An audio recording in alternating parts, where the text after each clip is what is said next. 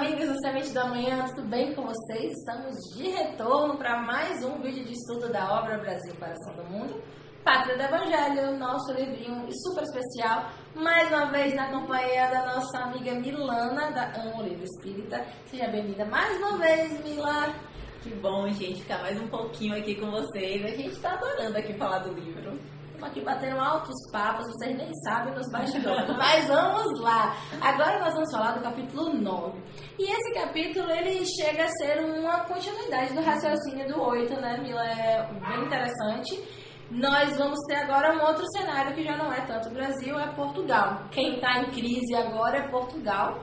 Estamos ali no período da União Ibérica, no século XVII, e Portugal sofrendo, né? Ele já não tem, né, um sucessor, ele está sob o domínio, né, do Filipe. Então ele sofre muitas crises nesse período, e Eliú, nosso velho amigo Eliú, que a gente vem falando aí ao longo desse estudo, ele vai pedir dessa vez ajuda a Jesus. Vai pedir socorro. É outro momento que a gente vai ver, né, uma pessoa preocupadíssima, né, com seu grau de evolução, muito envolvido com a causa de ajudar a humanidade, e indo pedir ajuda a quem estava acima dele. A gente falou isso no capítulo 8, a gente está vendo novamente isso no capítulo 9, que é se reportar a quem sabe mais. A gente precisa pedir ajuda.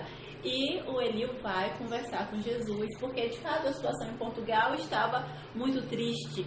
E a resposta de Jesus é que é muito interessante, porque como Humberto de Campos escolhe, né, trazer essa narrativa para a gente, Jesus diz assim: olha, eu já enviei bastante ajuda. Você, Eliú, reencarnou e ajudou muito, né, as grandes navegações que saíram lá de Portugal, devem ao seu trabalho. E o que eles fizeram com as navegações? Foram escravizar, foram invadir, foram tomar cidades. Então, assim, será que adiantou tudo isso? Vamos refletir, né? Então, Jesus puxa essa reflexão para o estado atual, né, do resultado daquele investimento que eles fizeram em Portugal, acreditando na potencialidade daquele povo. E a resposta também que Eliú vai dizer, eu acho que é algo que qualquer um de nós diria assim: oh, mas tem muita gente sofrendo, olha aí, Jesus, vamos pedir por todo mundo que está aqui, né, em sofrimento. Então é um diálogo para a gente entender as relações que acontecem lá entre espíritos que estão numa evolução muito maior que a gente, mas assim, que essa relação se dá, né, ela acontece também em todos os planos da vida. E Jesus destaca algo muito importante, além de, né, vocês acabaram se equivocando, não esperávamos isso, mas isso aconteceu, então naturalmente o sofrimento veio. Ele vai mostrar que muitas vezes é preciso que o sofrimento venha para que se desperte a necessidade do bem. Então ele fala isso para Eliú, ele fala que por hora é a forma como também a nação vai ter, né, de encontrar um novo sentido, de buscar um novo direcionamento. Mas ainda assim, Eliú continua o seu pedido, né, de ajuda, e ele sugere uma solução, né, para o problema, que está justamente na tomada do poder novamente, né, do reinado de Portugal pela família de Bragança. E aí vem um outro ponto interessante da história, que é assim: Jesus vai dizer, mas a família de Bragança não está preparada para essa missão ainda, mas é quem tem. Isso também é necessário que a gente observe, né? Não são pessoas que estão num grau de evolução acima da humanidade, né? São pessoas que estão no seu processo, mas que naquele momento, né, conseguem dizer um sim para a tarefa que vão realizar, porque não basta só estar pronto, basta a gente aceitar o convite. E a gente falou no outro vídeo, né, sobre a lei de livre-arbítrio. Então é necessário que a gente aceite as propostas que são enviadas para a gente.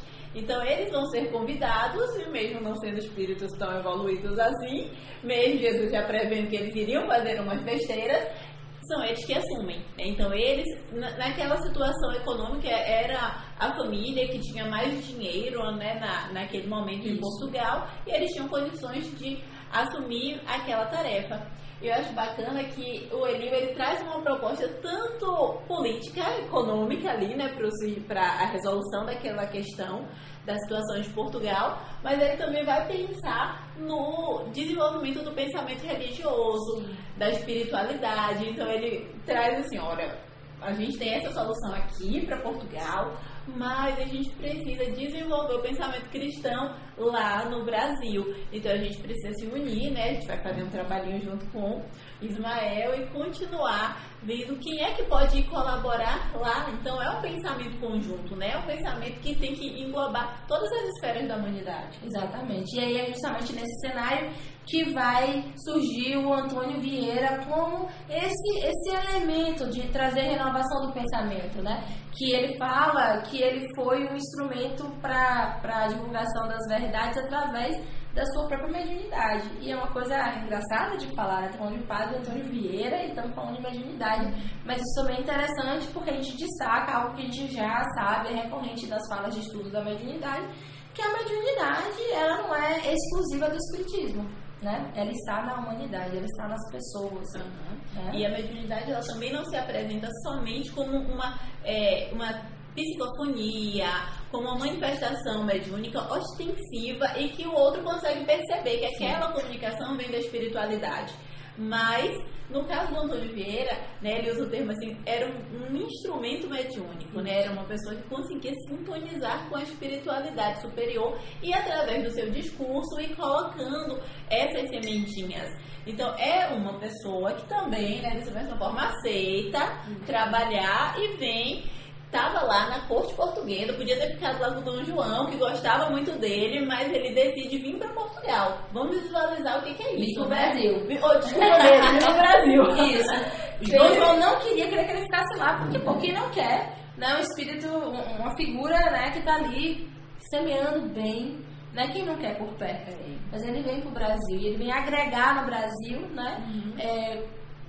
Colaborando com a obra, né, de Jesus, com a obra que Ismael, né, levantou essa bandeira, essa missão, que é desse transplante da árvore do Evangelho, a gente semear aqui esse Evangelho de Jesus, que a gente pudesse experienciar as leis morais, né, as leis divinas na nossa sociedade. Então, é muito rico perceber, e essa obra, a gente não cansa de dizer isso, ela traz isso nos seus capítulos, né, no seu estudo, essa intervenção divina para o progresso, né? Essas figuras que de tempos em tempos, assim como a gente vê lá no Livro dos Espíritos, que está lá bem escrito na Lei de Progresso, fala de tempos em tempos é enviado à sociedade, à humanidade, né? Espíritos, né, com a evolução moral, que tem esse papel de alavancar, né, a sociedade, porque no geral a gente mantém um nível evolutivo mediano ali, não tão evoluído ainda, já com alguns progressos, mas não como eles chamam lá no Livro dos Espíritos, não um progresso completo.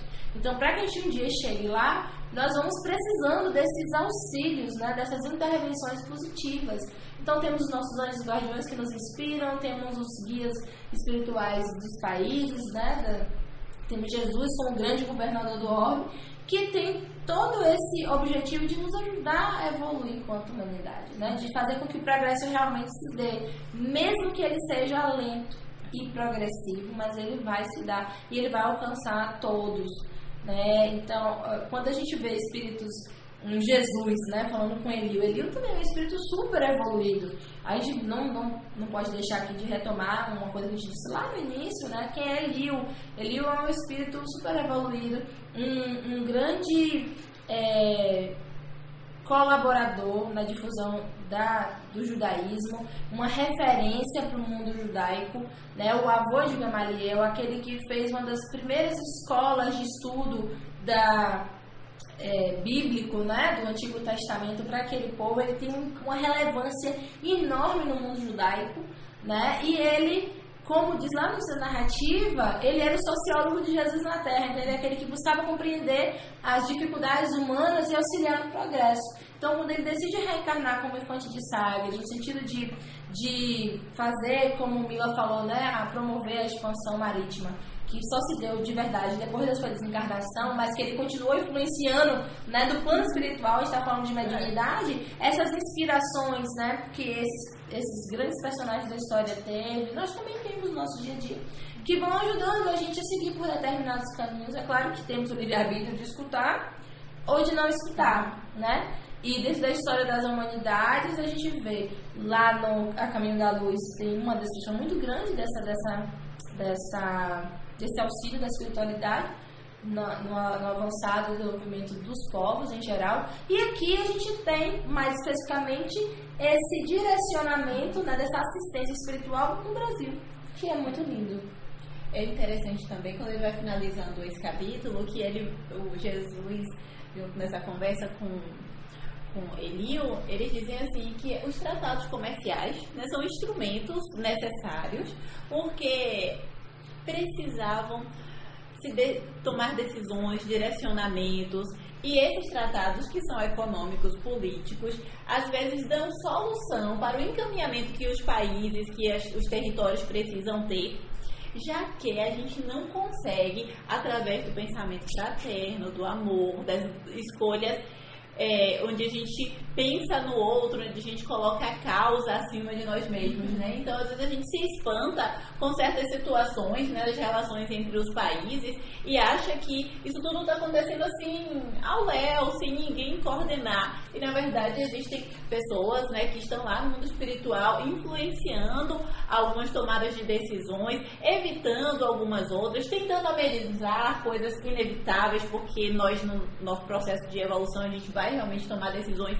que são más, que são equivocadas, porque a gente ainda não aprendeu a amar como a gente deve. Mas, assim, tem quem esteja ali administrando. E aí, de repente, a gente vê um país se sobressaindo econômica, politicamente, em uma situação que nos surpreende. A gente vê um país que sai de uma guerra de uma forma diferenciada do que se imaginava quando aquilo começou. Então, as coisas, elas estão ali sobre uma administração. A gente não pode cair no desespero, achando que o mundo anda aí ao acaso, como se a gente não tivesse quem tomasse conta da gente, né? E quem soubesse fazer isso muito melhor.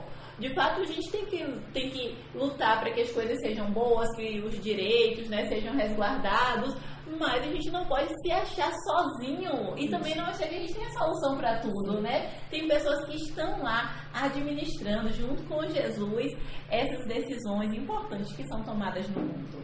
Com certeza. E aí, eu acho que vale a pena retomar um outro ponto que está na Lei de Progresso. Eu acho que a Lei de Progresso é a grande lei que a gente está trabalhando aí nos 2 capítulos, que é quando ele diz assim, haverá um momento em que o bem ele vai reinar, né, entre os habitantes da Terra, né, ou seja, o progresso realmente estará mais evidente no sentido da moral. E aí a Terra não será mais um ponto de encontro de espíritos voltados ao mal. Ela será um ponto de encontro daqueles apenas que convergem para o bem. E aqueles que aqui não encontram morada, buscarão morada em outros locais que se adequem à sua história evolutiva. Então, por que isso é interessante perceber? Que tanto nesse período da história que a gente está analisando aqui como na atualidade, que a gente olha e vê situações adversas, situações não felizes, e muitas vezes para muitas pessoas a esperança se perde. Eu acho que é o contrário. Eles tentam mostrar pra gente, através desse entendimento do estudo da Lei de Progresso, que vai chegar um momento que o progresso vai se dar e que realmente aí sim seremos aqui verdadeiramente felizes, né? Mas enquanto isso, as turbulências vão nos servindo de aprendizado e que nós não estamos sós. Temos esse amparo que vai justamente nos guiar, nos direcionar para esse progresso tão esperado. E eu acho isso muito bacana. Eu acho que é a importância que obras subsidiárias têm pra gente, né? Porque você vê como está amparado dentro da doutrina espírita, dentro da base da doutrina espírita. Só que a gente precisa de exemplos, porque são livros como esse que fazem com que a gente não se desespere no meio das situações, não fique achando que em algum momento nós estamos estacionados, regredindo, e na verdade estamos sempre caminhando para frente. Mas quando a gente fecha o foco em uma situação ou outra, olha só um campo da vida, de fato dá um desespero. Mas o Espiritismo faz com que a gente tenha um olhar geral, né? Que a gente olhe para a vida pensando na reencarnação, pensando quem decide, quem é que vai reencarnar agora, quem é que não vai reencarnar. Quem fica, quanto tempo fica reencarnado. Então a gente vai percebendo que essa movimentação desses espíritos que vieram construir essa pátria, eles vieram, né, estão vindo, nós estamos aqui, dando a sua contribuição e volta para o mundo espiritual, se prepara e novamente vai reencarnar. Então as coisas não vão se solucionar de um dia para o outro, é uma construção, mas com certeza a gente precisa olhar para o nosso país com um olhar diferenciado. Não é à toa que o Espiritismo se espalha. O Espiritismo tem tantos livros sobre tantos assuntos. Um dos assuntos que a espiritualidade trouxe é sobre essa nossa missão. Com certeza os outros países, a gente viu isso, Emmanuel falando na Caminho da Luz, então os outros países também têm as suas missões. O Brasil tem essa aqui. Então, para nós, essa obra é necessária. Não é para que a gente sinta que é melhor do que nenhum outro lugar, de forma nenhuma. É para que a gente entenda o nosso compromisso, porque, de fato, a gente tem séculos de autodesvalorização. A gente se considera inferior a outras pátrias, então a gente tem que ver o que a gente está colaborando para o mundo. A nossa contribuição é essa aqui, e essa é uma obra para que a gente entenda melhor esse processo. Sem dúvida. Eu queria agradecer a você imensamente por ter contribuído com o nosso estudo. É muito bacana quando a gente tem assim, uma pessoa que nos ajuda a pensar, que colabora com as ideias. E eu acho que isso é o que torna o estudo bacana, porque a gente vai bater nesse papo, um vai completando a ideia do outro, vai trazendo novos elementos de reflexão. E você que está aí de casa também, estudando com a gente, vai pensando em outras possibilidades e com certeza fazendo outros raciocínios a partir dessa discussão. E isso é muito legal. Eu gostaria de agradecer muito você.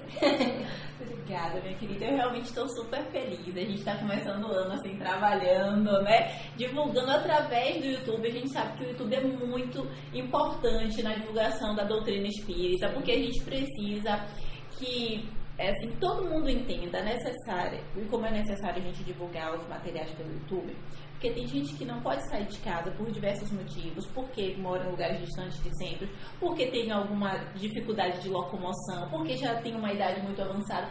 Então é necessário que a gente tenha essa divulgação em casa. O YouTube agora a gente pode estar lavando prato em casa, estar escutando uma palestra espírita e parar de reclamar da vida porque não está conseguindo ir para o centro. Então assim, o YouTube tem uma importância gigantesca na divulgação da doutrina espírita. E acima de tudo, é muito importante que quando a gente assista vídeos como esse, que a gente percebe, né, que tem ali, que tem o nosso compromisso, que a gente está estudando, está buscando trazer de uma forma séria, que a gente deixe o like, que a gente se inscreva no canal, que a gente compartilhe, que a gente divulgue, porque isso faz com que o espiritismo sério, estudado, aprofundado, cresça dentro dessa plataforma. Isso é muito importante pra gente. A gente sabe que no Brasil, a divulgação na verdade, assim, as plataformas de internet no Brasil, de divulgação, as redes sociais, são muito difundidas, as pessoas usam muito. Mas nós, espíritas, estamos usando, estamos colocando isso para as pessoas, a gente precisa movimentar para que tenha coisa boa para a gente ver. Então, talvez seja a nossa missão mesmo estar aumentando isso na internet, para que todo mundo busque um conteúdo seguro. Então, todo mundo que estiver assistindo, nos outros canais sérios, canais maravilhosos, né, como Raciocínios Espíritas, que a gente também sabe quanto material bom tem, vai lá, curte, compartilha, se inscreve, porque a gente precisa crescer essa divulgação aqui também. A gente está lá com o Amo Livro Espírita, que é um canal que a gente faz a divulgação sobre livros espíritas, é um momento que a gente compartilha também assim com muito carinho, mas é importante a gente fazer esse encontro, dizer o quanto que é necessário a gente aumentar as buscas do espiritismo dentro da plataforma, porque isso vai ajudar bastante na divulgação do espiritismo. Contamos com vocês, o espiritismo merece. Um beijo, até o próximo vídeo. Tchau, tchau.